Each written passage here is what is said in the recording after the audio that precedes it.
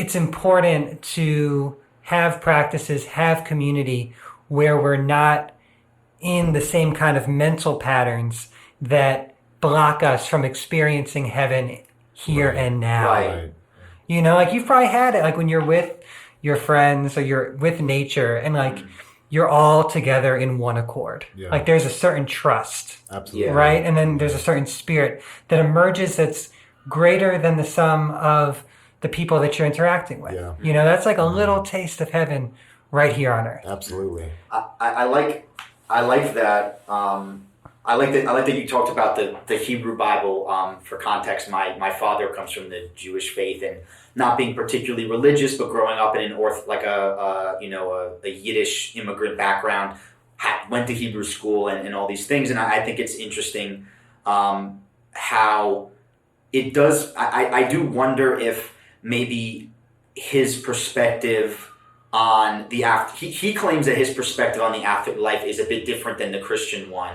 What resonates with me about him is that heaven in the here and now kind of manifests for just like experiencing an extreme harmony, right? And it usually comes in the form of things that kind of sound silly to everyone else in my family, like maybe we just go to a really nice bar that's by the beach, right? And the background is really lovely, and he enjoys talking to the business owner, and he enjoys our time there, and us being able to share that moment, especially, and it does.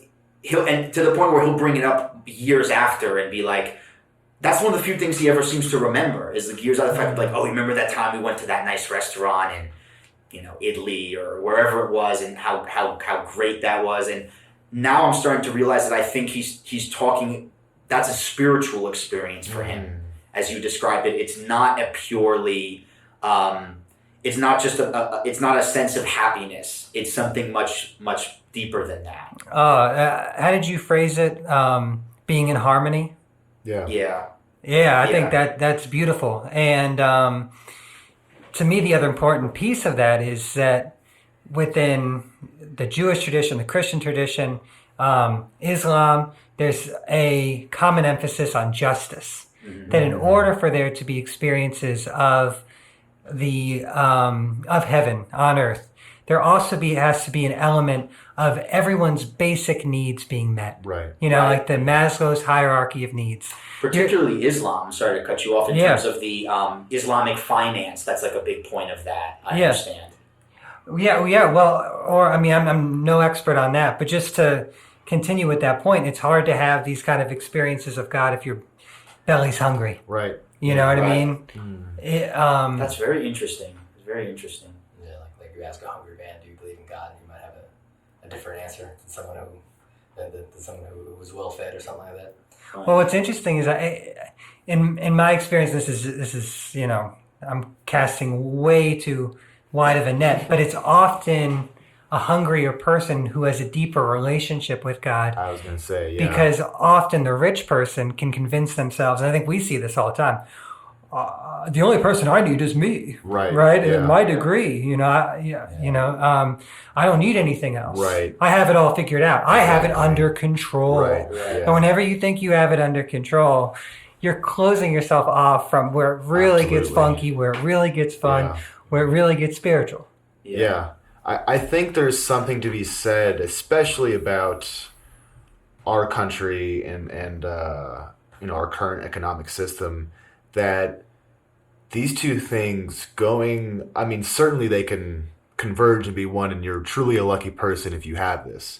But it really seems that pursuing for lack of a better word, a money-driven life doesn't allow you to really fully experience that sense of spirituality. If you're only consumed with getting more and more and more and more, you're veering away from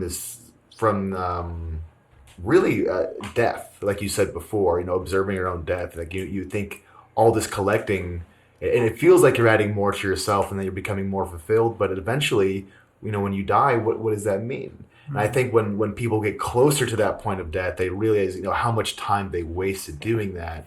and then they start to have a sense of spirituality.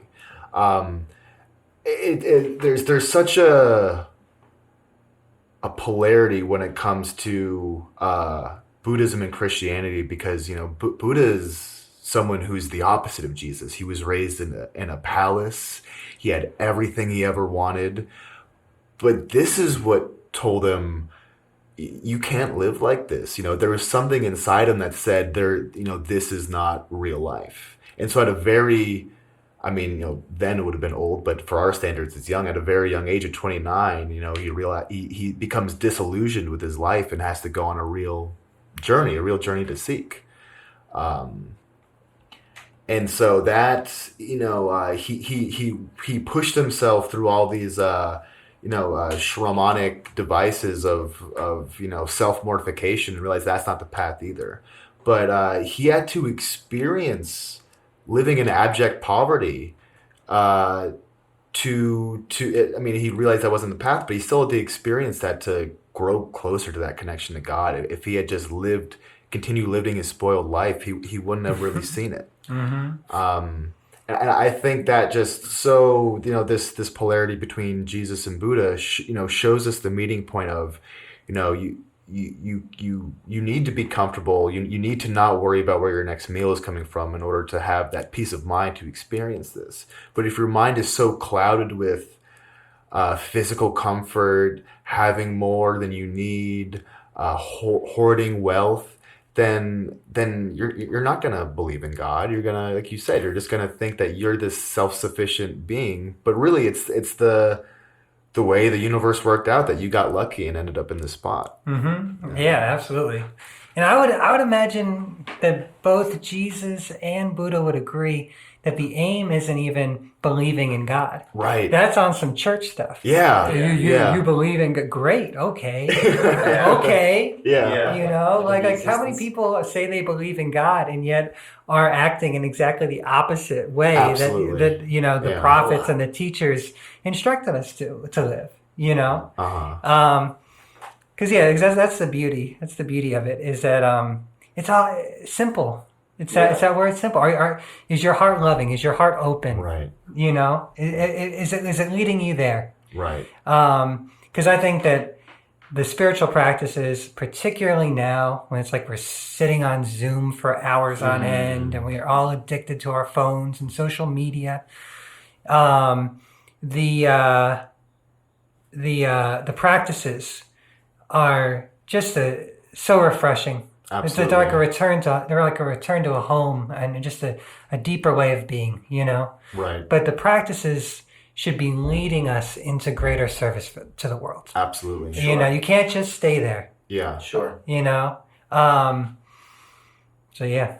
Yeah, that I really like that last thing you said. That's the concept of Mahayana, or what they call them. It's really a bad translation, greater vehicle, because that name suggests that other Buddhist paths aren't as good as this one.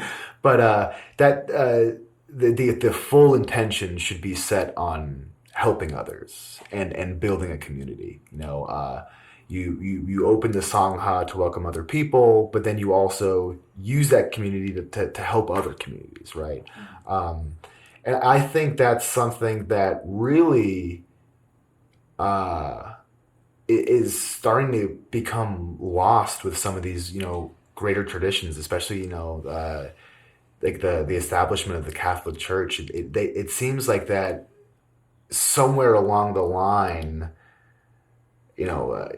how long ago it was, like over 1,000 years ago, things got skewed to just, you no longer help people, you help yourself. And the idea is like, oh, we need this great place to worship God. But it seems like such a direct contradiction to the level of compassion that we're supposed to have as spiritual seekers. And so, but what I think is still amazing is that there are still so many people within that tradition of like you were saying, Richard Rohr is a Catholic priest, correct? Yep. Franciscan. Yep. So, tell us a little bit about how these people emerge from that path, and really how that helps us break down that sense of us and the other. Where does how does someone like Richard Rohr emerge from a background like that? It's mysterious in that it's not like you can find like one biographical progression, Right.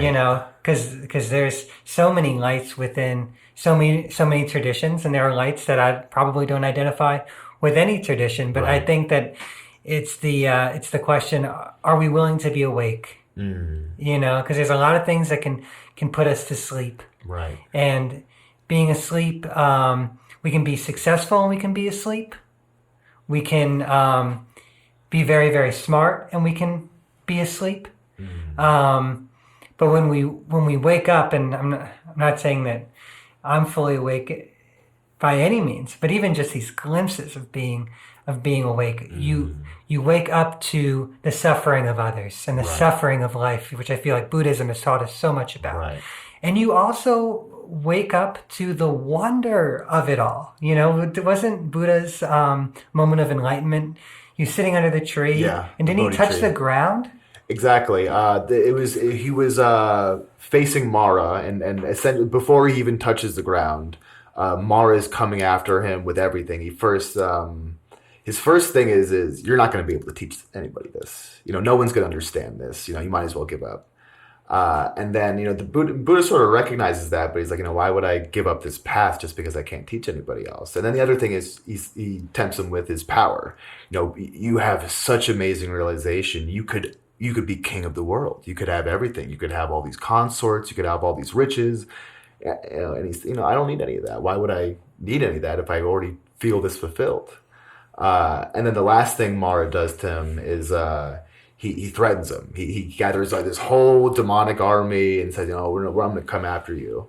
And it said that the army of Mara launched thousands of arrows at him, and as soon as they would come into contact with them, that they turned to flower petals into the ground. Then after this moment, he touches the earth and says, the earth is my witness that I've done this, that I have broken the chain.